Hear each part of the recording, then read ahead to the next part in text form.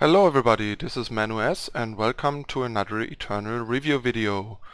Today I'm going to go over the Skycrag cards before we go over the Xenon cards and the few colorless cards in the last video afterwards. So let's get started.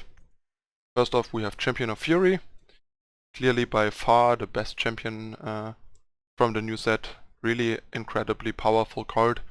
Usually in Skycrag aggro, if you set it up heavy fire, this is gonna be a 3-2 charge for 2 on turn 2, which is already really great, as long as you manage to draw one of the duels and can get it out on turn 1 or turn 2 undepleted, making this a real aggressive monster, and afterwards it often turns into a 4-2 overwhelm, or you even can like delay it until later, play like an outlaw on turn 2 and on turn 3, use a combat trick or removal on a blocker and drop this guy and hit the opponent with 3 guys. It's incredibly powerful, applies tons of pressure, is a really great Warcry target.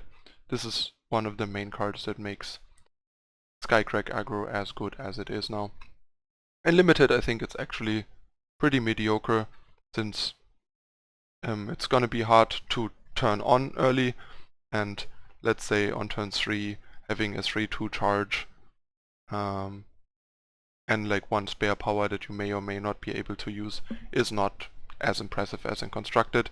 It's still gonna be a fine card, but I think it's gonna be worse than some other of the stronger champions in Limited, but it's still a good card. I mean, at worst it's a 2-2 on 2 that turns into a 3-2 usually on turn 3 if you're in Skycrag, and then it's like a 3-2 or a 3-2 overwhelm.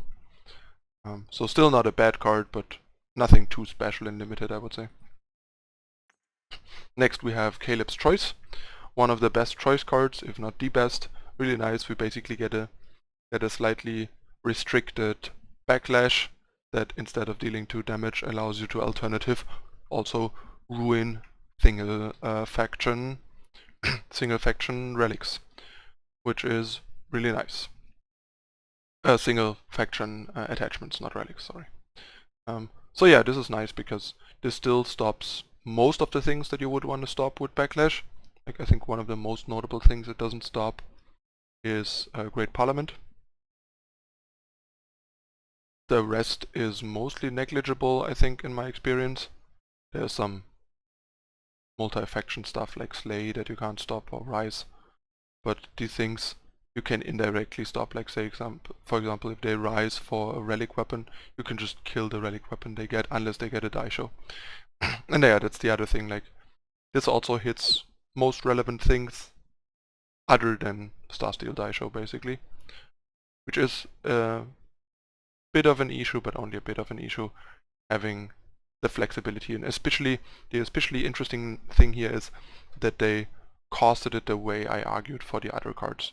Basically, we still have the same cost of backlash, but we get a restricted backlash that can't hit everything and doesn't deal 2 damage anymore. But to be fair, the 2 damage on backlash were pretty irrelevant for most decks that ran backlash.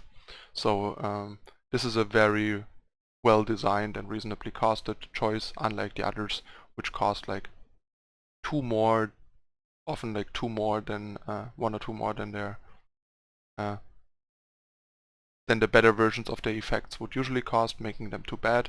But yeah, this is a well designed choice and therefore also a nice constructed option in main decks and sideboards. In Limited, it can be fine, I think, to play one of these main deck, but I would only want to play one and not in every deck, I think. Next we have Rockslide, another really great and well balanced tool.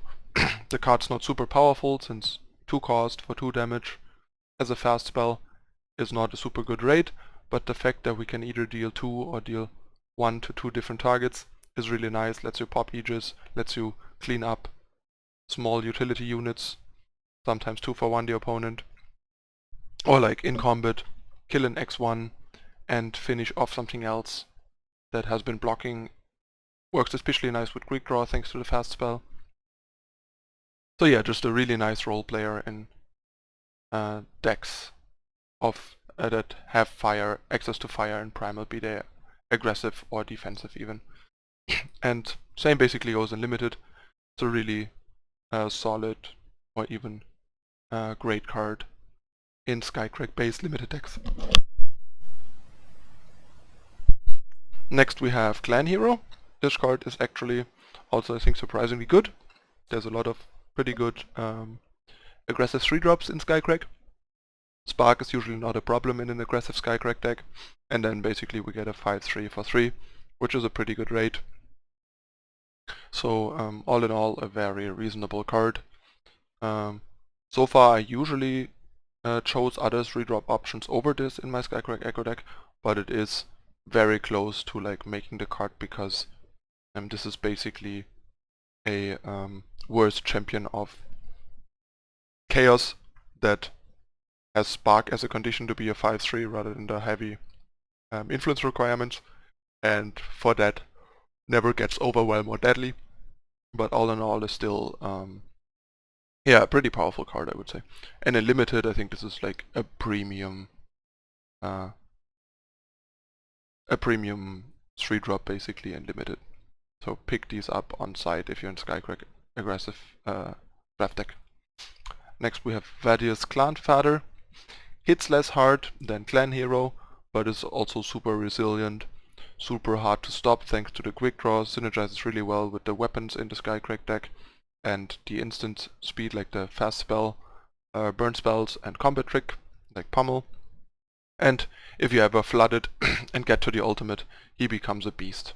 So this card is another premium puzzle piece for the Skycrag Echo deck. It's really powerful. And if this guy gets Warcry triggers, he gets even more scary.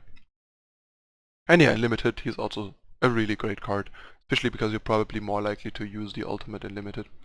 So also a premium pick for draft decks. Next we have Calderon Cradle. I think I talked about this enough already in the review, and with everything we know by now about the card, I can only say I think this card is basically unplayable and constructed. Card is designed way too conservatively. I think it should either like start counting spells from the beginning of the game, so you can, for example, play 4 spells, drop it, play a 5th spell, get your first dragon, so that you actually have like a reasonable card, or reduce the amount of spells you need for a dragon to say 4 maybe.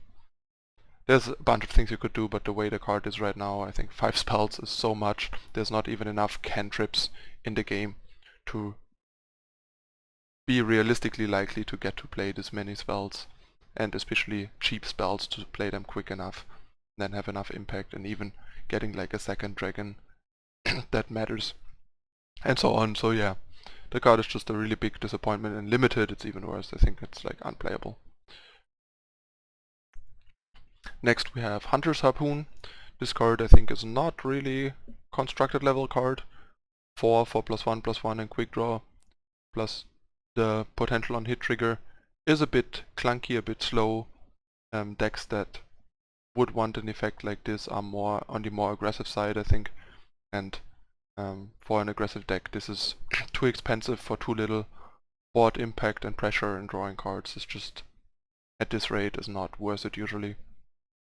In limited, on the other hand, I think this is close to a potential bomb. If you drop like a Stormcrasher on turn 3 and put this on it on turn 4, this can easily run away with the game if the opponent doesn't have an answer. It's just gonna win you the game.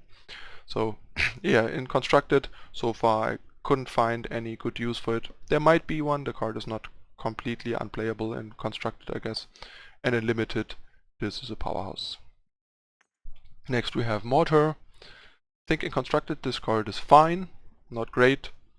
I have considered it and toyed around with it a bunch in Skycrag aggro in some amount, mostly because it doesn't cost 5, so it's easier supportable, because the problem with Obliterate is that you usually need 28 to 29 power at least, especially if you want to run 4 Obliterate. I think you need at least 29 power to reliably be able to play them every game you draw them, in my experience, and also backed up by some math. And Mortar you can run with especially if you don't run 4, you can even run with 25 or 26 power, and the fact that it's a fast spell lets it synergize with the quick draw from stuff like Outlaw and Daddy's Clan Feather to finish off bigger blockers like Titan without being 2 for 1, which is pretty relevant. And in Limited, this is amazing. Just a premium removal in Limited, so pick them up on site. Next we have Donk Later, another limited only card, I would say. 4 power 2/2 flyer with Overwhelm is fine and limited, and the ability can come in handy later to finish off the opponent if you can stall the ground, for example, in more of an Air Force Skycrag deck rather than the typical aggressive Skycrag deck, for example. So a decent limited card. Next we have Towering Stranger. Unfortunately, in Constructed there is already a better 6-drop Stranger, and going up to 6 in Strangers is already an issue, even though 7/7 for 6 on a Stranger is incredible stats. But the thing is also Overwhelm just doesn't matter enough, because if your Strangers are big enough that Overwhelm is relevant, you're just winning anyway, you don't need the Overwhelm. And the Aegis from the Horu Stranger is gonna do a much better job for you at protecting your board and make sure you keep winning. So in Constructed I don't really see this Stranger making the cut, but in Limited it's 6 power 7/7 Overwhelm that might have some additional benefits from other Strangers you may or may not have picked up is incredible. So this is a really great limited 6-drop, I would say. Next we have Knucklebones. This card's really interesting. When you play this, it transforms every card in your deck into a random card. And at the beginning of your turn, you draw an additional card. So you draw 2 cards a turn, and everything in your deck, including power, transforms into random cards. This is more interesting for Constructed than I initially thought. Initially I thought this was more of like a kind of a casual fun card, but the fact that it like draws 2 cards and makes this interesting enough that this could be a potential win condition curve topper for a control deck, since you basically draw 2 random cards a turn, and that should be strong enough to overwhelm an opponent that draws 1 card of the deck he built in the late game, basically. So yeah, this is at least sort of interesting. Still not sure if it's good enough for Constructed, but it at least has more Constructed appeal than I initially thought. And in Limited I think it's also a potentially playable card in a slow deck to win the late game. Especially because the random cards are gonna be on average more impactful than in Constructed, because there's a lot more cards that are good in Limited than in Constructed. Next we have Topaz Drake. I think this card's not very good. It's clearly not a Constructed card, but even in Limited I think for 7 power just getting a 4/3 flying charge is not that impressive. You think I usually wouldn't be happy to put this in my Limited deck either. Next we have Moe Load and Nakova, one of the better high drop legendaries in the new set. We already know this from the event. So yeah, this card might be a nice alternative for a Icaria blue style control deck, just going with like Moe Load and Nakova instead of Icaria, gaining some relief on the power base potentially, or maybe even going into like Feln Scar instead of Oru Crag or whatever. And yeah, an 8/8 flying Aegis is a pretty good threat, and if you get to trigger the spark with say another unit in play or a relic weapon, for example, you're gonna have a really nice board sweeper attached to it that also deals some phase damage. So this is definitely an interesting card, but a bit hard to make work because 8 is a lot even in Constructed. And in Limited, while 8 is a lot, this is definitely one of the 8 drops that's at least gonna be worth it. So if your deck can live long enough to play this, this is gonna be great. And last but not least, we have this really weird and interesting card called Decimate. Decimate. It costs 10 and deals 10 damage that cannot be blocked by Aegis or negated by counterspells. So yeah, this is another sort of weird pseudo win condition. The problem is just 10 is way too much in constructed, I think. And also the other problem is that 10 damage is not even half the health of the opponent. So effectively you need 2 of these plus extra, or even 3 of these, and you can only play 4, and it also costs 10. So yeah, I'm not impressed by this card. I don't see this seeing play in constructed. And in limited, kind of the same. 10 is just unrealistic in a limited deck with 45 cards. So kind of a flop, this card.